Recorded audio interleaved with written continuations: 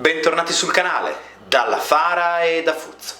Oggi parliamo di una necropoli longobarda poco nota, quella di San Salvatore di Maiano.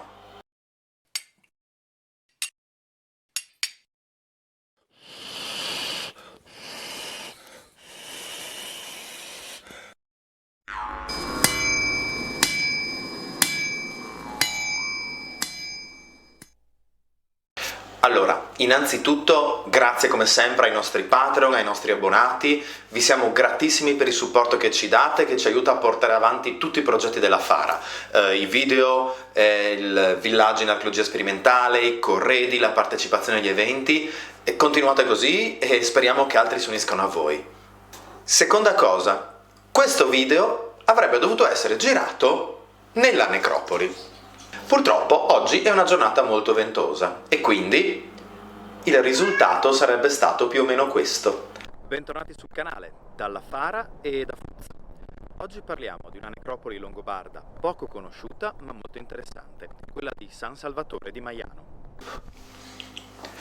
Scusate, ho dovuto mandare via Zelda che sente la primavera e mi aggolava tantissimo.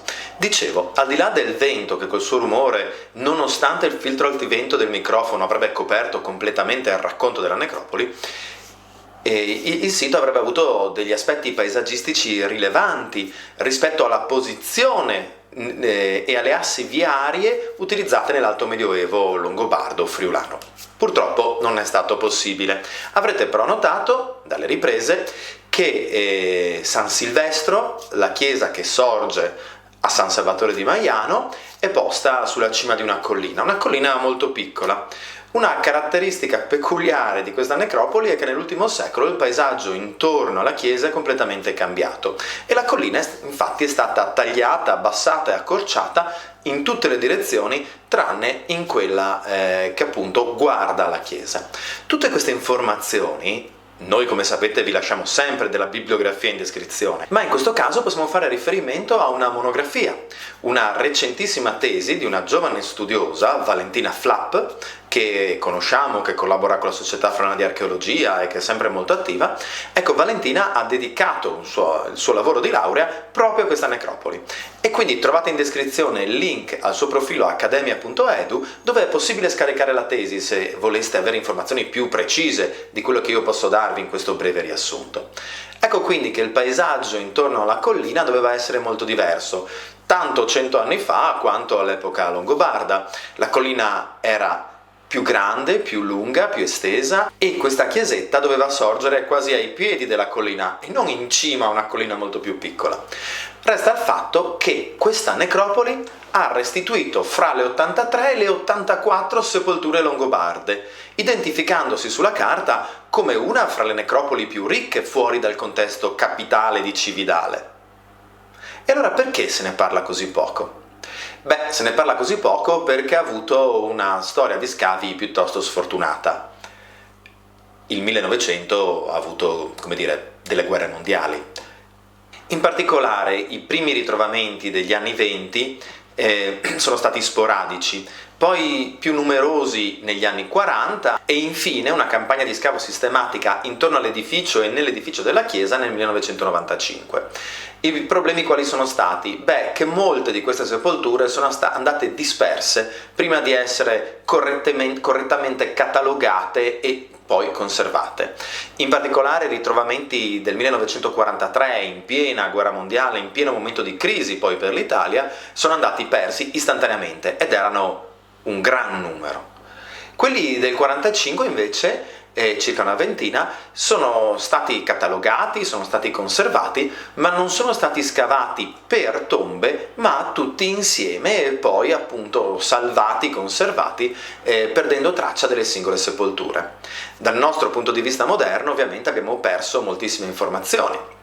Resta comunque il fatto che le tombe conservate, alcune delle quali sono conservate al Museo Archeologico ed esposte al Museo Archeologico Nazionale di Cividale del Friuli e di cui noi abbiamo ricostruito uno spiedo da adesco, un ferro per mangiare, un sostituto di una forchetta, o almeno questa è la nostra interpretazione.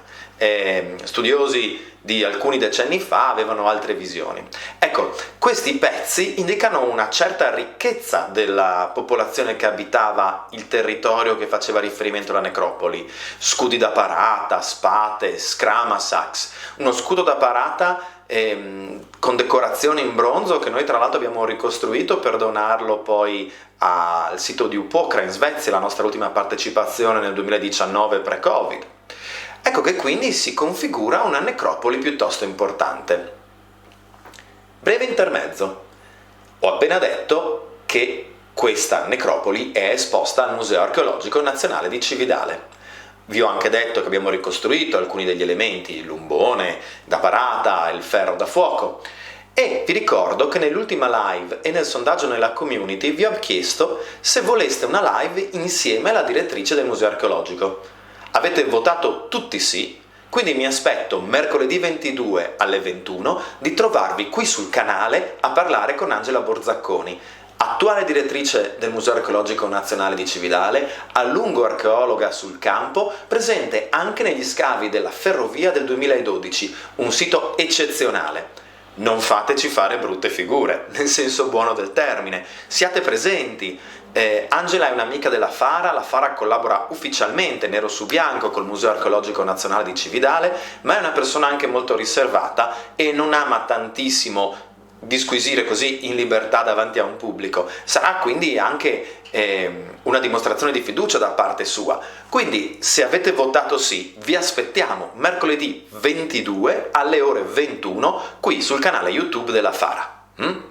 Certo, il video rimarrà disponibile anche dopo, ma noi non potremo rispondere in diretta alle vostre domande. Ecco, torniamo alla necropoli di San Salvatore. Ok, una necropoli importante, una necropoli numerosa, come ce ne sono altre in giro per il Friuli, ma allora perché dicevo che il posizionamento era interessante anche? Beh, perché il colle su cui sorgeva questa necropoli, o ai piedi del quale sorgeva, perché una parte delle tombe sono state trovate sul lato settentrionale, una parte su quello orientale invece, ma questo colle si affaccia su una strada che corre in direzione approssimativamente sud-ovest-nord-est. Secondo alcune ricostruzioni, il colle di San Salvatore e probabilmente l'abitato che doveva fare riferimento a questa necropoli, l'abitato non è stato trovato né indagato, ecco che doveva essere di guardia al tratto più settentrionale della strada Claudia Augusta, una strada cioè che da ovest andava verso est, issandosi anche verso nord, partendo da Concordia Sagittaria e riunendosi a quella che in epoca romana era la strada principale da Aquileia verso il Norico, cioè la cosiddetta Iulia Augusta. L'incontro fra queste due strade sarebbe avvenuto nella località di Ad Silanos, come ci mostra anche la tabula peutingeriana. Ad Silanos viene solitamente indicato con il territorio al confine fra Artegna e Gemona, in particolare nella frazione gemonese di Godo, che trae la sua origine da un contingente goto. È ancora presente una fonte d'acqua, nota ancora oggi come Silans e riconosciuta dai locali come l'antico sito di Ad Silanos. San Salvatore di Maiano, Silans distano pochi chilometri. Quindi probabilmente questa necropoli faceva riferimento a uno stanziamento che serviva anche da guardia a questa ulteriore strada di accesso al centro del ducato. Sì, perché adesso proverò a mostrarvi una mappa, ma noi dobbiamo ricordare che Cividale, in quanto capitale del ducato, era fortemente spostata a est. Probabilmente perché era già militarizzata all'arrivo dei Longobardi e quindi era facile riutilizzarla in quell'ottica, ma anche perché il grosso degli avversari che i Longobardi si aspettavano all'inizio doveva provenire da Oriente. Sappiamo poi dalla storia del ducato cividalese che in realtà l'Austria longobarda fece sempre un pochino di testa sua e ebbe diversi scontri invece anche con la parte centro-occidentale della Langobardia Maior. Scontri più o meno aperti, ma insomma spesso con del malcontento. Ecco quindi che la direttrice che portava al centro del Friuli, sulla strada principale da nord a sud, e che poi pochi chilometri più a sud rispetto a San Salvatore di Maiano, in quella ad tricesimo da cui sto registrando ora, si innestava un'ulteriore strada secondaria che proseguiva dritta proprio fino alla capitale ducale di Cividale. Ecco quindi che tutta questa zona diventa strategicamente importantissima per seguire i movimenti di eventuali forze nemiche che provengano da est o da ovest. Secondo alcuni studiosi, in particolare, San Salvatore doveva essere uno di quei castella, cioè siti militari minori, che vengono citati insieme ai famosi 7 castra che Paolo Diacono cita in relazione alla sortita avara di inizio VII secolo. Vi ricordo che un paio d'anni fa abbiamo registrato come Fara alcuni video in tutti i 7 siti citati da Paolo Diacono. Vi lascio il link in descrizione e qui linkato per chi guarda dal PC. Ecco quindi che questa piccola necropoli, misconosciuta, purtroppo mal conservata, non per colpa di nessuno, ma per le contingenze dei tempi, diventa fondamentale per capire anche la distribuzione dei Longobardi sul territorio. Proprio oggi sulla nostra pagina Facebook, commentando il video al tour virtuale sul nostro villaggio longobardo, un utente, di cui non ricordo il nome, commentava dicendo: ah, quello lì in foto, che poi sarei stato io, è un romano, perché i Longobardi si sono insediati nelle città, hanno scacciato i romani e al massimo erano i romani a lavorare i campi.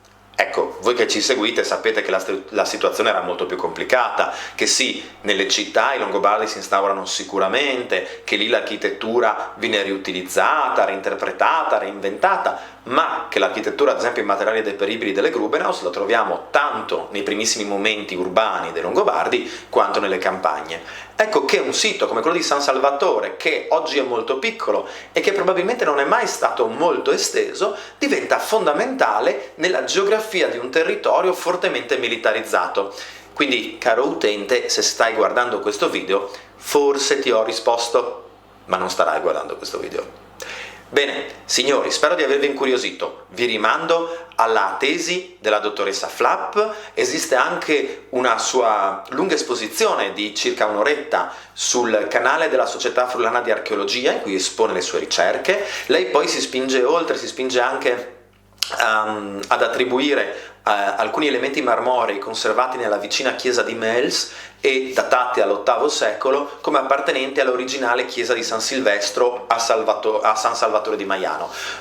Anche lei dice che questa parte della ricerca andrebbe approfondita. Noi qui non l'abbiamo inserita perché non riguardava la necropoli vera e propria, ma sicuramente la presenza poi di scheletri ritrovati negli scavi del 95 nella zona che interessa l'attuale chiesa dimostra che doveva esserci un edificio di culto anche ben precedente a quello attestato attualmente, che è in forma cinquecentesca e documentato dal 1300. In generale possiamo datare la necropoli a circa il VII secolo per i suoi corredi e poi all'interno di questo secolo per circa 3 generazioni. Bene, spero di avervi incuriosito. Vi ricordo sempre che il Friuli è bello da visitare, adesso non fa ancora troppo caldo, venite a farci un giro. Ci vediamo mercoledì 22 alle 21 qui sul canale per una live con la direttrice del Museo Archeologico Nazionale di Cividale, e poi per chi è in zona domenica 26 marzo nelle ore pomeridiane dopo le 2 per una visita reale con la guida dei membri della Fara in abito storico dentro le esposizioni del Museo Archeologico Nazionale di Cividale del Friuli. Mandi!